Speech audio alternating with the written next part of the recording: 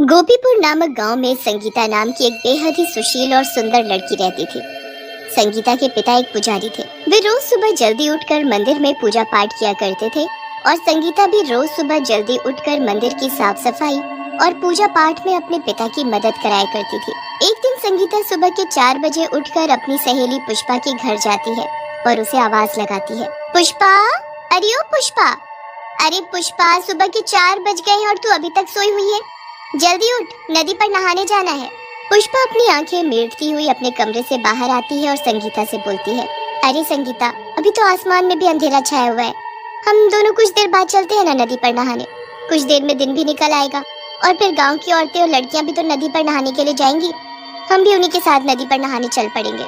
तुझे पता है ना कि मुझे मंदिर की साफ सफाई करनी होती है। अगर तुझे मेरे साथ नहीं जाना तो ठीक है, मैं अकेले ही नदी पर नहाने के लिए चली जाती हूँ। अरे अरे, तू तो गुस्सा हो गई, मैं चलती हूँ ना तेरे साथ। फिर दोनों नदी में जाकर नहाने लगती हैं। तभी नदी के किनारे पेड़ के पीछे से पवन और रामू नाम के 2 दोस्त संगीता और पुष्पा को नदी में नहाते हुए देखने लगते हैं। अरे रामू यार, इन लड़कियों को नदी में नहाते हुए देख कर तो ऐसा लगता है मानो जैसे आसमान से अप्सरा उतर कर आ गई हो। अरे वो इन्हें देखकर तो मन बड़ा ही प्रसन्न हो गया है रे। सच कहते हो पवन भैया, इन लड़कियों को यूं नदी में नहाता देख कर तो हमारा भी मन नदी में नहाने का करने लगा है। अरे तनिक इनका ये चमचमाता गोरा गोरा बदन तो देखो। अरे कमबख्त, जरा धीरे बोल, कहीं किसी ने सुन लिया तो बहुत मार पड़ेगी। हाँ। तभी संगीता को ऐसा आभास होता है कि कोई उन्हें चुपके से देख रहा है। पुष्पा, मुझे लगता है कि वहाँ पेड़ के पीछे कोई है जो हमें ऐसे नहाते हुए देख रहा है। चल जल्दी चलते हैं यहाँ से। फिर वो दोनों नदी से निकलकर अपने घर चली जाती हैं। अगले दिन फिर से संगीता सुबह के 4 बजे पुष्पा के घर जाती है और उसे आवाज लगाकर उठाने लगती है। पुष्पा कमरे से बाहर आती है और संगीता से कहती है, संगीता, मैं रोज सुबह सुबह 4 बजे उठकर तेरे साथ नदी पर नहाने के लिए नहीं जाने वाली। मेरी सारी नींद खराब हो जाती है और वैसे भी मंदिर की साफ सफाई पूजा पाठ तो तुझे करनी है, मुझे थोड़ी ना करनी है। इसलिए तू अकेले ही नदी पर नहाने जा। संगीता गुस्से में वहाँ नदी पर नहाने के लिए चली जाती है।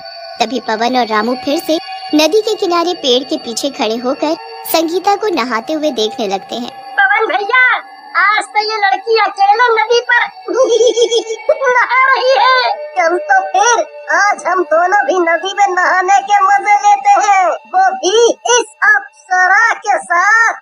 फिर दोनों हंसते हुए नदी में नहाने के लिए चले जाते हैं और संगीता को अकेला पाकर उसे छेड़ने लगते हैं। अरे तुम दोनों नदी में, तुम्हें पता नहीं है क्या कि सुबह सुबह नदी पर सिर्फ गांव की लड़कियां और औरतें स्नान करती हैं? तुम दोनों यहाँ से निकलो, नहीं तो तुम्हारे लिए अच्छा नहीं होगा। पवन और रामू पर संगीता की किसी बात का कोई असर नहीं होता है। तभी पवन संगीता का हाथ पकड़ लेता है और हंसते हुए उससे बोलता है, अरे मेरी रानी, इतना क्यों गुस्सा होती हो? अरे हमें भी तो तुम्हारे साथ नहाने के मजे लेने हैं और वैसे भी हम दोनों तुम्हारे साथ नहाकर कुछ देर में यहाँ से चले जाएंगे। संगीता उन दोनों की हरकतों से बहुत डर जाती है और जोर जोर से चिल्लाने लगती है। तभी नदी के किनारे से पुष्पा संगीता को आवाज लगाती हुई आती है। पुष्पा को देखकर पवन और रामू की सिट्टी पिट्टी गुल हो जाती है। अब तुम दोनों की खैर नहीं। मैं और मेरी सहेली तुम दोनों की इस हरकत के बारे में सारे गांव वालों को बताएंगी, देख लेना। पवन हंसते हुए बोलता है, तुझे मैं जिंदा छोड़ूंगा तभी तो तू मेरी हरकत को पूरे गांव में बताएगी। ऐसा बोलकर पवन संगीता को नदी में डुबोकर मार डालता है और फिर वो दोनों वहाँ से भाग जाते हैं। कुछ देर में पुष्पा वहाँ आती है और नदी में संगीता की लाश को तैरता देखकर जोर जोर से रोने लगती है और भागते हुए गांव जाती है और सभी को संगीता के मरने की खबर देती है। संगीता की मौत की बात सुनकर सभी को बहुत दुख होता है। संगीता की मौत के अगले ही दिन कुछ औरतें नदी में नहाते हुए बात कर रही होती हैं। कुछ भी कहो, संगीता थी बड़ी ही अच्छी और सुशील, पर बेचारी की नदी में डूबने से मौत हो गई। अरे तो उसे इतनी सुबह नदी के उस किनारे जाकर नहाने की जरूरत क्या थी? अरे जब पता है नदी के दूसरे किनारे पानी का ज्यादा बहाव होता है। अब नदी में डूबने से हो गई ना उसकी मौत।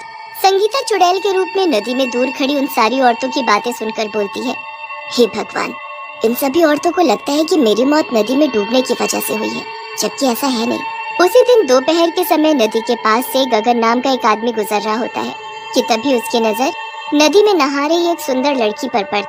अरे ये दोपहर के समय इतनी सुंदर लड़की नदी में काहे नहा रही है, और वो भी अकेले अकेले। तभी नदी में नहा रही लड़की उस आदमी को इशारा करके अपने पास बुलाती है। अरे बाबू, दूर से काहे ऐसे हमें घूरे जा रहे हो? अगर हमरे साथ नहाना है तो आ जाओ नदी में।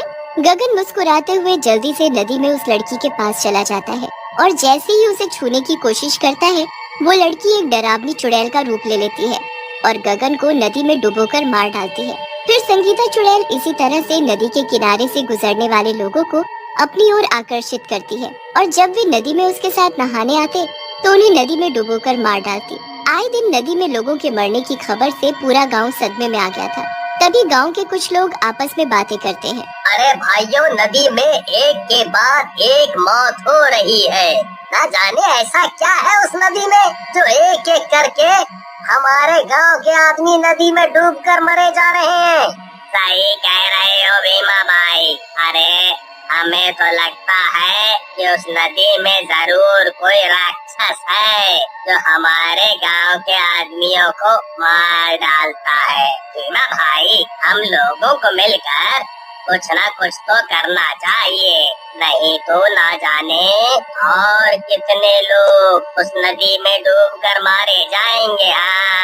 अगले दिन भीमा अपने भाई रमेश के साथ नदी के रास्ते जा रहा होता है कि तभी भीमा को नदी से किसी लड़की के गुनगुनाने की आवाज आती है। अरे रमेश, ये लड़की कौन है जो इस तरह से गुनगुनाते हुए नदी में नहा रही है? ये लड़की हमारे गांव की तो नहीं लगती। अरे बाबूजी, मुझे दूर से देखोगे या मेरे करीब भी आओगे? अरे आप भी जाओ, मुझे अकेले नदी में नहाने में मजा नहीं आ रहा है। तुम साथ होंगे तो दोनों को नहाने में बड़ा मजा आएगा। हाँ। सुंदर लड़की की बात सुनकर भीमा से रहा नहीं जाता और रमेश के मना करने पर भी भीमा नदी में उस सुंदर लड़की के साथ नहाने चला जाता है। कुछ ही देर में वो सुंदर लड़की चुड़ैल के रूप में आ जाती है और भीमा का गला दबाकर उसे नदी में डुबोने लगती है। रमेश जल्दी से गांव जाता है और गांव के लोगों और मुखिया जी को ये सारी बात बताता है। मुखिया जी, जल्दी से कुछ कीजिए, नहीं तो वो चुड़ैल मेरे भाई भीमा को भी मार डालेगी। फिर गांव के लोग और मुखिया जी पुजारी जी को लेकर नदी के पास जाते हैं। ए दुष्ट चुड़ैल, छोड़ दे इस बेचारे आदमी को। आखिर क्या बिगाड़ा है इसने तेरा जो तू उसे इस तरह से नदी में डुबोकर मार डालना चाहती है? मैं गांव के किसी आदमी को नहीं छोड़ूंगी, मार डालूंगी मैं सभी को। जैसे मुझे नदी में डुबोकर मार डाला, वैसे ही मैं भी गांव के आदमियों को नदी में डुबोकर मार डालूंगी। पुजारी जी, मुखिया जी, अरे रमेश, कोई तो कुछ करो, मुझे इस चुड़ैल के हाथों से बचाओ। ये क्या बोल रही है तू? आखिर तू है कौन जिसे नदी में डुबोकर मार डाला? चुड़ैल भीमा का गला छोड़ देती है और रोते हुए बोलती है, पिताजी, आपने अपनी बेटी को नहीं पहचाना। मैं संगीता हूँ और मुझे किसी और ने नहीं बल्कि हमारे गांव में रहने वाले पवन और रामू ने मिलकर नदी में डुबोकर मार डाला। चुड़ैल की ये बात सुनकर गांव के सभी लोग, मुखिया जी खासकर पुजारी जी, बहुत ही हैरान थे। ये क्या बोल रही हो तुम? तुम मेरी बेटी संगीता हो, पर मैं तुम पर यकीन कैसे करूं कि तुम संगीता हो? फिर चुड़ैल अपनी जादुई शक्ति से चुड़ैल के रूप से संगीता के रूप में बदल जाती है। अब तो आप सभी को यकीन हो गया ना कि मैं ही संगीता हूँ। पर बेटी, तुम्हारी मौत तो नदी में डूबने की वजह से हुई थी। चुड़ैल गुस्से से बोलती है, नहीं, मेरी मौत नदी में डूबने से नहीं हुई थी। फिर चुड़ैल सभी लोगों को बताती है कि कैसे पवन और रामू ने उसके साथ बदतमीजी की और किसी को कुछ पता न चले इसलिए उन्होंने उसे नदी में डुबोकर मार डाला। जब तक पवन और रामू को उनके किए की सजा नहीं मिल जाती, मैं ऐसे ही लोगों को नदी में डुबोकर मारती रहूंगी। पुजारी जी मुखिया जी से कहते हैं, मुखिया जी, मेरी बेटी को न्याय दीजिए, नहीं तो वो ऐसे ही तड़पती रहेगी और लोगों को मारती रहेगी। मुखिया जी चुड़ैल और पुजारी जी की बात सुनकर जरा भी देर नहीं करते। वे रामू और पवन को उसी दिन पकड़कर फांसी की सजा दे देते हैं। पवन और रामू के मरते ही चुड़ैल को भी मुक्ति मिल जाती है और वो हमेशा हमेशा के लिए उस नदी से गायब हो जाती है।